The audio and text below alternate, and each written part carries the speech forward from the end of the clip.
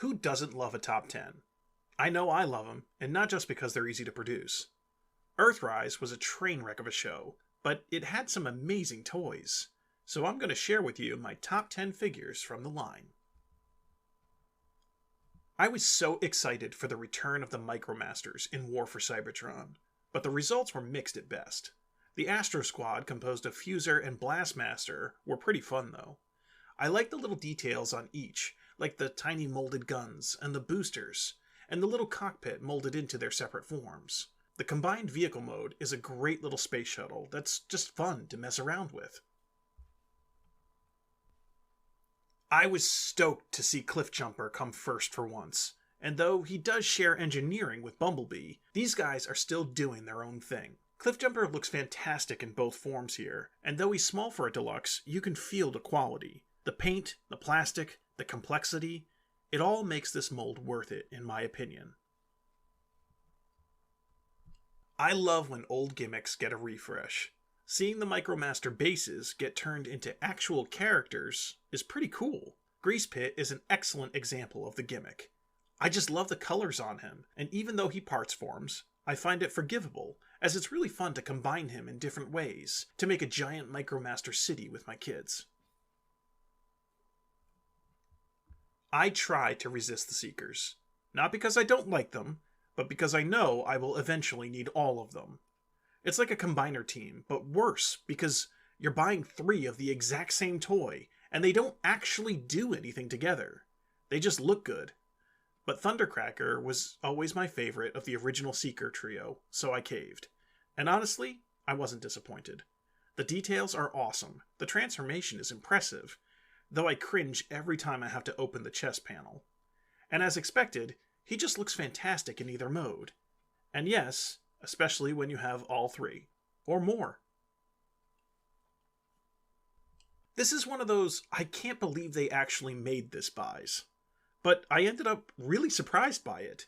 It's such a stupid design, but it carries so much nostalgia. I love the transformation as simple as it is, and it looks fantastic displayed with the Quintesson Judge and Studio Series Gnaw. His alt mode is ridiculous, but in a fun way, and I love how he can hold the spear with both hands.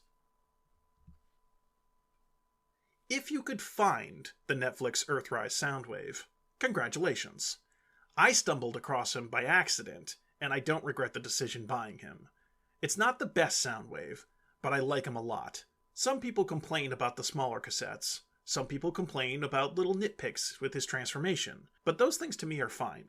To me, what's important is there. He looks good, he holds cassettes, and he's a solid figure. Still waiting on that Sound Blaster version though.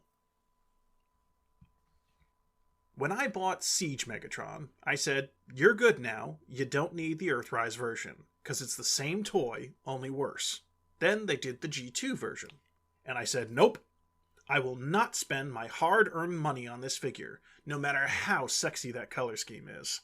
Then, Toy Hacks and Larkin's Lair made upgrades for him that looked so freaking cool. And I caved, and I'm happy. I talk a lot about how I want other characters to get the spotlight, how I'm tired of G1 Optimus and want something new. Then they go and make this thing. How do you take this tired design and make it new again? How many ways can this flat-nosed cab become the same exact Autobot leader we've seen over and over? When I say I enjoy converting a figure back and forth, just picture Earthrise Optimus Prime. His transformation is so smooth, so fun, it just feels good. And posing this figure is a joy. That neck joint is so buttery smooth, I've actually worn the paint off the back of my copy's head, just moving him around and making him look badass. Oh, and he comes with this box. I guess that's cool. I gushed over Spinister in the Siege Top 10, so it shouldn't be a surprise that Rotorstorm is on this list. Everything that I loved about Spinister applies to Rotorstorm. Fun transformation, excellent articulation, and an amazing color scheme. Just so wacky and out there. I love it. Sometimes they really retool a figure to change it into someone else, but other times it's as simple as a new head and a great paint job. I do wish he'd come with his signature blasters, but I've seen third-party upgrades that'll fix that. There was no other option for number 1 than Skylinks. He's the reason I even bought anything from this line.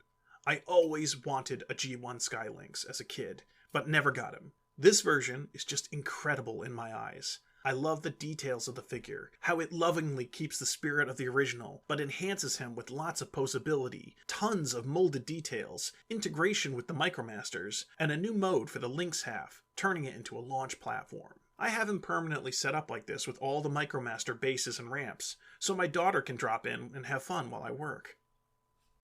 There you have my top 10 War for Cybertron Earthrise figures.